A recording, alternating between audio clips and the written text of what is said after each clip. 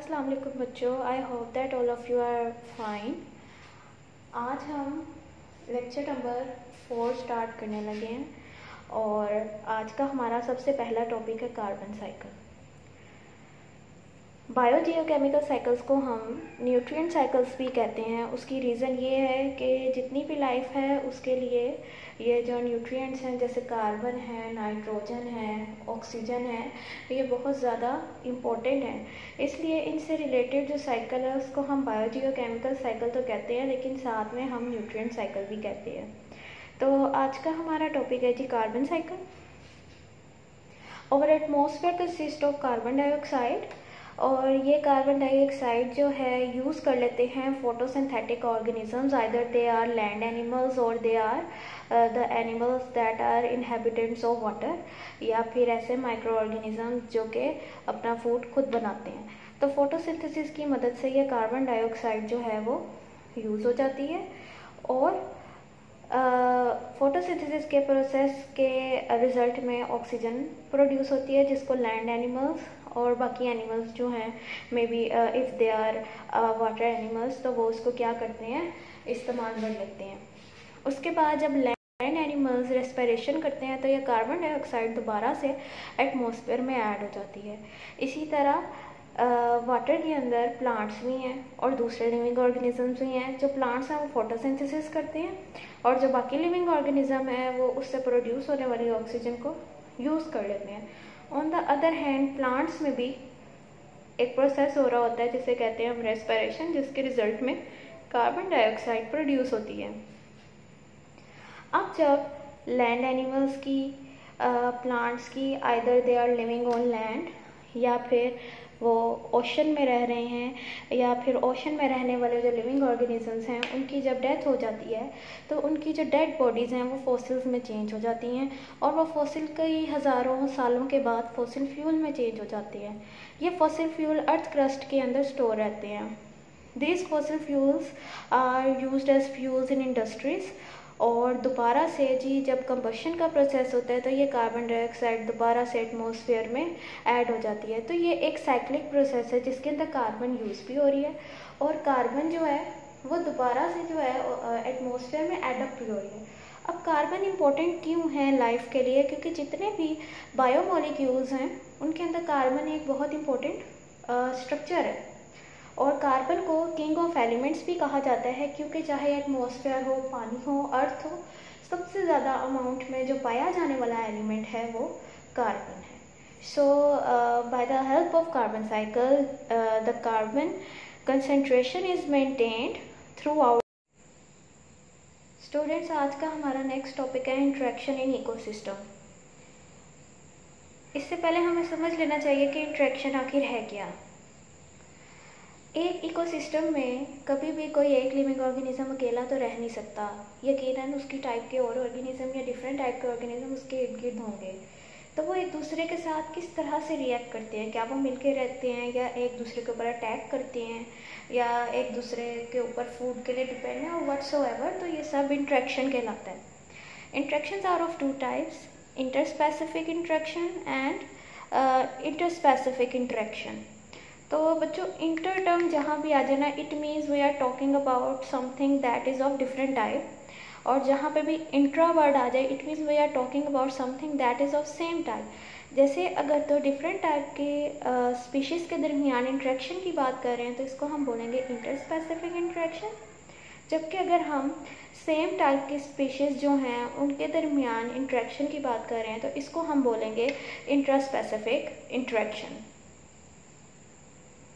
There are 3 types of interactions, और वो है कंपटीशन, प्रीडेशन और सिम्बायोसिस। आज के टॉपिक पे हम सिर्फ 2 टाइप्स कवर करेंगे जो कि हैं कंपटीशन और प्रीडेशन। तो फर्स्ट टाइप जो हम पढ़ने लगे हैं वो है कंपटीशन, यानी मुकाबला करना। जब भी लिविंग ऑर्गेनिज्म जो हैं वो एक जगह पे रहते होंगे तो बेटर फूड के लिए, हैबिटेट के लिए और बेटर लाइफस्टाइल के लिए, न्यूट्रिएंट्स के लिए वो एक दूसरे के साथ मुकाबला करेंगे, compete करेंगे। ये और जो रिलेशनशिप है इसको हम बोलते हैं कंपटीशन।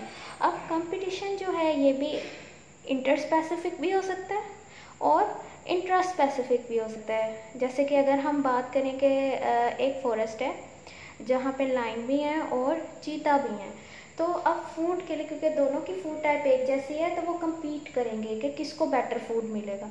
तो कम्पीट करेंगे। इसके अलावा बेटर हैबिटेट के लिए वो कम्पीट करेंगे। तो this is called inter specific competition. अब जो लाइन्स हैं, they are of same species and they are living at the same place at the same time. They will compete with each other to have better opportunities, जैसे कि खाने के लिए, या फिर आपको पता है कि लिविंग ऑर्गेनिजम्स जब ग्रुप बना के रहते हैं तो उनमें से एक यकीनन उनका लीडर होता है। सो फॉर दिस पर्पसेस जो सेम टाइप के ऑर्गेनिजम्स हैं वो compete करते हैं, और ये कहलाता है इंटर स्पेसिफिक कंपटीशन। अब इस कंपटीशन का फ़ायदा क्या है? तो कंपटीशन का फ़ायदा क्या है कि एक जो नेचुरल इकोसिस्टम है ना, उसमें अगर कंपटीशन नहीं होगा तो एक इम्बैलेंस क्रिएट हो जाएगा। यानी किसी एक टाइप की स्पीशी का नंबर बहुत ज़्यादा हो जाएगा, कोई एक टाइप की स्पीशी है तो बिल्कुल ही ख़त्म हो जाएगी। इसलिए कंपटीशन होना बहुत ज़रूरी है ताकि जो इकोलॉजिकल बैलेंस है वो डिसरप्ट ना हो, उसको मेंटेन किया जा सके। जस्ट लाइक दैट जो प्लांट्स हैं वो भी एक दूसरे के साथ compete करते हैं। जैसे कि ये अब compete किस लिए करेंगे? सनलाइट के लिए, ताकि ये फोटोसिंथेसिस का प्रोसेस कर सके। अब जो लार्जर ट्रीज होते हैं जिनकी हाइट बहुत ज़्यादा है, ऑब्वियसली वो ज़्यादा लाइट जो है उसको यूटिलाइज़ करें, जबकि उनके नीचे जो शेडी एरिया है वहाँ पे प्लांट्स को फोटोसिंथेसिस करने में थोड़ी डिफ़िकल्टी होगी। So this is the competition. इसी तरह एक जब ओल्डर ट्री उसकी डेथ हो जाती है, जिसने बहुत ज़्यादा एरिया कवर किया होता है, तो उसकी डेथ के बाद जो खाली स्पेस होती है उसको कवर करने की कोशिश करते हैं बाकी प्लांट्स थ्रू रिप्रोडक्शन और through pollination. So this is also a type of competition, लेकिन ये एक बहुत स्लो प्रोसेस है। एक प्लांट के ग्रो होने में बहुत टाइम लगता है, इसलिए ये एज अ कंपटीशन ये लोगों को मतलब विजिबली देखने में वो ऑब्जर्व नहीं कर पाते कि ये कंपटीशन यहाँ पे चल रहा है। लेकिन प्लांट्स के दरमियान भी फूड के लिए और बेटर लाइट अपॉर्चुनिटीज़ के लिए जो है कंपटीशन होता है।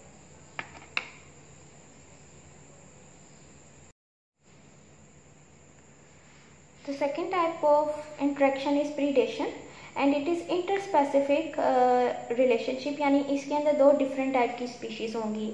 एक को प्रीडेटर कहते हैं और एक को हम प्रे कहते हैं।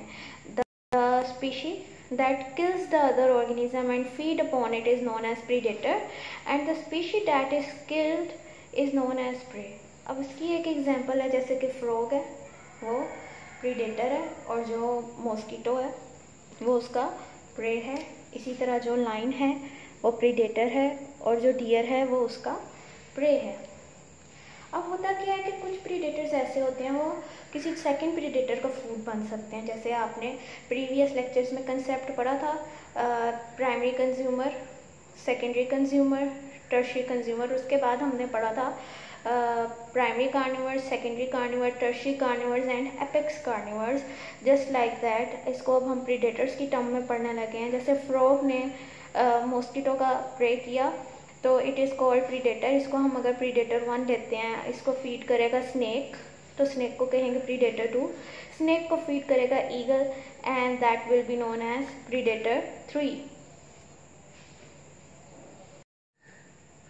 ये इंट्रैक्शन प्लांट्स में भी हो रहा होता है और जिन प्लांट्स में हो रहा होता है उनको हम प्रीडेटर प्लांट्स या कार्निवर्स प्लांट्स भी कहते हैं।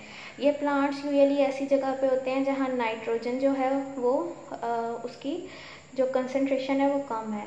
तो ये अपनी नाइट्रोजन की नीड को पूरा करने के लिए क्या करते हैं, इंतहाई स्वीट नेक्टर प्रोड्यूस करते हैं ताकि जो इंसेक्ट्स हैं वो नेक्टर के लिए इनके इर्द गिर्द इकट्ठे हों और जब इंसेक्ट इनके करीब आते हैं तो ये उनको कैप्चर कर लेते हैं और फिर उनसे नाइट्रोजन की नीड को अपनी पूरा करते हैं। अब अगेन जब भी कोई नेचुरल फिनोमेना है तो उसका कोई ना कोई बेनिफिट तो है। ऑब्वियसली इसके अंदर एक जो स्पीशी है वो किल हो जाती है और दूसरी जो है वो सर्वाइव कर रही है, लेकिन स्टिल इसका जो है एनवायरनमेंट पे बहुत इम्पैक्ट है और वो इम्पैक्ट ये है कि इस तरह से एनवायरनमेंट में एक बैलेंस क्रिएट होता है। और एनवायरनमेंट में एक बैलेंस क्रिएट होना बहुत ज़रूरी है। अदरवाइज़ अगर इसके जो नुकसानात हैं वो एकदम ना दिखाई दें तो डायरेक्टली और इनडायरेक्टली कुछ टाइम के बाद they will affect other surrounding living organisms as well. तो एक एनवायरनमेंट में बैलेंस होने के लिए ज़रूरी है कि जो प्रीडेशन का रिलेशनशिप है वो ज़रूर हो।